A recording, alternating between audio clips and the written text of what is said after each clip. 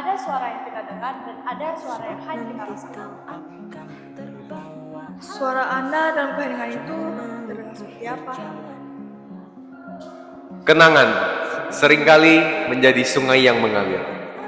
Terkadang tenang, terkadang deras. Maukah Anda membawa kami ke hulu sungai ingatan Anda, di mana semua ini bermula? Menurut kamu, kenapa penting untuk berani menyampaikan pendapat? Oke, jadi menurut saya penting bagi kita untuk berani menyampaikan suatu pendapat, karena jika kita memiliki hal yang harus disampaikan, maka kita sampaikan. Nah, dari sampaikan itu kita butuh keberanian, sehingga apa yang ingin kita sampaikan itu bisa tersampaikan dan bisa terdengar kepada pihak yang terkait. Seperti itu.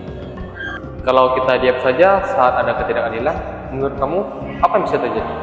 Yang mungkin bisa terjadi jika tidak adanya keadilan itu mungkin suatu kelompok itu bisa terpecah karena adanya hal-hal atau kepentingan yang tidak bisa tersampaikan, sehingga bisa menimbulkan kesalahpahaman dan menimbulkan perpecahan.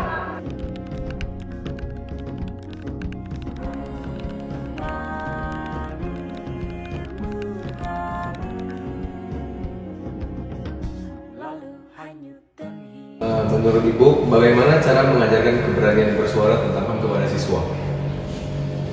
Kalau kita ingin mengajarkan anak untuk bersuara tentang HAM, saya pikir membangun kepercayaan diri anak dulu, itu yang pertama. Kedua, memberikan anak kesempatan untuk memberikan pendapat. Karena sebagai pihak yang mengajarkan adalah mendengarkan apa sih yang disampaikan, baru kita responi bagaimana anak itu mengalami masalah, apa yang akan diceritakan.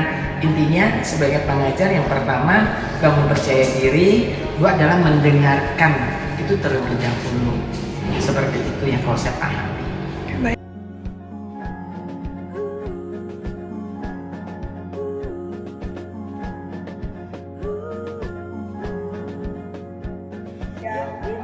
Pak, apa harapan Bapak agar generasi muda lebih peduli kepada hak asasi manusia?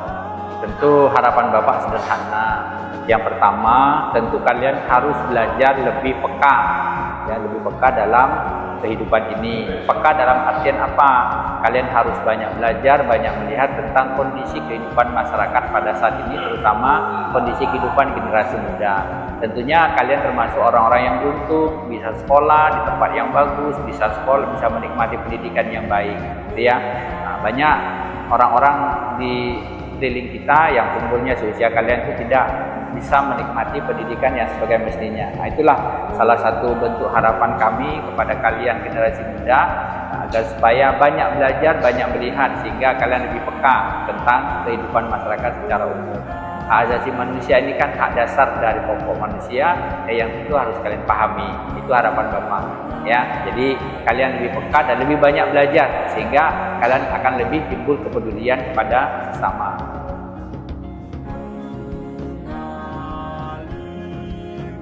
Kisah-kisah ini yang tadinya hanya bisikan, kini menjadi sebuah paduan suara. Kita telah melihat bahwa keberanian bukanlah ketiadaan rasa takut, melainkan tekad untuk tetap melangkah maju, bahkan ketika suara-suara lain terbungkam.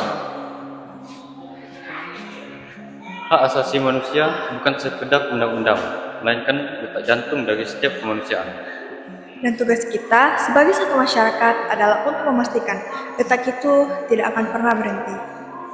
Kisah ini berakhir di sini, tapi perjuangan kita untuk didengar tidak akan pernah usai.